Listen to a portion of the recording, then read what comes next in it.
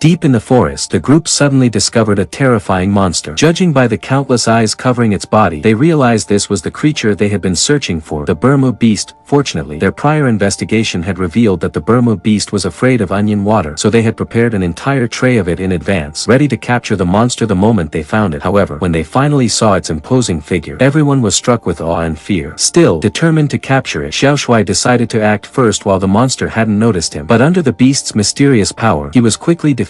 With no other choice, Xiao He stepped up bravely and challenged the creature. The Burma beast, looking down at the little kid before it, didn't take him seriously and immediately took a fighting stance. Seeing this, Xiao Mei rushed forward with all the onion water. To everyone's surprise, the arrogant Burma beast was actually defeated, and Xiao Mei quickly sealed it inside their monster book. Though their first monster was captured successfully, their next target wouldn't be so easy. According to the records, the next creature had incredible speed and immense strength, and could only be summoned by shouting filthy curses into a valley. The dirtier the words, the higher the chance it would appear. Learning this bizarre summoning method, the group hurried to the nearest valley. But no matter how hard they cursed, only their echoes returned. The monster remained unmoved. Finally, Xiaopeng rolled up his sleeves and began spewing the foulest insults imaginable. That did the trick. An enraged creature called Shan Yen burst out of the valley, furious and ready to make them pay. The monster's strength overwhelmed the group. They barely dodged its attacks, and Xiao Shui trembled in fear. Just as Shan Yen prepared to strike again, Xiao Shui had a flash of inspiration and devised a clever plan that finally subdued the raging beast. Their next entry in the record described a monster named Anti-Cottonwood, a creature that hated filth and had a strong territorial instinct. It never allowed anyone to intrude on its land. With this knowledge, the team quickly came up with a plan. Since it couldn't stand dirt, they'd use that weakness to lure it out. They made a fake monster dummy that looked like an intruder and had Xiaopeng drag it into an open clearing. Sure enough, the Anti-Cottonwood appeared almost immediately, furious at what it thought was a trespasser. It prepared to attack, but just as it tried to drive the dummy away, Xiaopeng used a fishing hook to snag it. However, the clever monster soon realized it had been tricked, broke free of the hook, and wrapped itself tightly around Xiaopeng. In that critical moment, the others rushed in and grabbed hold of him, desperately trying to pull him free. Seeing no way out, the Anti-Cottonwood finally gave up and allowed itself to be captured in their monster book. Their next challenge would be the most dangerous yet, a legendary creature from the clouds. When the little boy grabbed hold of the cloud ladder monster, he accidentally woke the slumbering giant. Without saying a word, the creature began striding away, moving with long, unearthly steps. According to the Monster Encyclopedia, the cloud ladder monster wasn't an ordinary being. Anyone unfortunate enough to be caught by it would be carried high into the clouds, trapped there with no way to escape, until finally they'd experience a terrifying free fall from the sky. However, the book also noted that this monster had a peculiar sense of principle. It only targeted humans who didn't take proper safety precautions. As the little boy was being lifted higher and higher, the others threw caution aside and lunged toward the cloud ladder monster, one after another, hoping their combined weight might pull it down. But no matter how many of them clung on, the monster remained unfazed, continuing to walk upward into the heavens with those strange, weightless steps. Down below, Xiaopeng clutched the monster book anxiously, sweating profusely. Because he was too far below, he couldn't reach the ladder and could only watch helplessly as his friends disappeared into the clouds. Just when despair began to set in, a deep rumbling echoed through the sky. Everyone looked up and was stunned. Xiaopeng, riding atop the Anti-Cottonwood monster, was descending from the heavens like a god of the wind. Ignoring the others' shouts, he quickly opened the monster book and began reciting an incantation. The book glowed with a dazzling light, and in that instant the cloud ladder vanished. Without its support, everyone plummeted straight toward the ground. In the nick of time, the Anti-Cottonwood monster spread its branches and caught them, saving the entire group from certain death. But before they could breathe a sigh of relief, another figure emerged, the mimic monster. It could perfectly copy anyone's appearance and even split into countless duplicates. Though it sounded unbelievable, seeing it with their own eyes sent chills down everyone's spines. As the mimic monster gradually calmed down, Xiao Mei had a flash of inspiration. Perhaps this creature could become an invaluable ally. Using her wit and charm, she persuaded the mimic monster to join their team, successfully adding it to their collection. Now, only one final monster remained to complete their mission, but the description in the book made their hair stand on end. The last creature was called Jizli, a being that could manipulate space itself and reshape the land at will. Its form was majestic and awe-inspiring, resembling a legendary divine dragon. Even though fear gripped their hearts, the group knew there was no turning back. They steeled themselves for the ultimate showdown. After preparing, they set off, riding the cloud ladder monster straight to Jizli's lair. But to their shock, an entire army of monsters was already waiting for them. Volleys of attacks rained down. Wan Mao, curly hair, immediately summoned Shan Yen to defend them, but the enemy's numbers were overwhelming. Realizing they couldn't hold out for long, Wan Mao pulled out the book again and summoned the mighty Burma beast. Under the cover of these two powerful monsters, a final battle began. This finally allowed the group to fight their way through the battlefield, carving out a bloody path to freedom. Before long, they reached a vast, desolate desolate land, silent and lifeless in every direction. Just as everyone began to relax, the ground suddenly split open, and from the massive crack crawled out a terrifying monster. Its overwhelming aura and thunderous roar shook the earth itself, leaving the group frozen in fear, scrambling to find cover. While everyone was still in shock, Wan Mao, curly hair, took a deep breath and came up with a bold plan. He suggested that Xiao Pang and another teammate go forward first to taunt and provoke the creature, distracting it. Once the monster was enraged and focused on them, Wan Mao would quietly circle around to its back, readying the monster book for a sealing strike. As soon as the mighty Jizzly realized something was wrong, it was already too late. The power of the book had wrapped around its body, sealing it completely before it could even resist that eye. In the blink of an eye, Jizzly was captured, successfully contained within the enchanted monster book. With this, the group had finally completed their mission, bringing peace back to the human world and closing their adventure with a perfect, triumphant ending.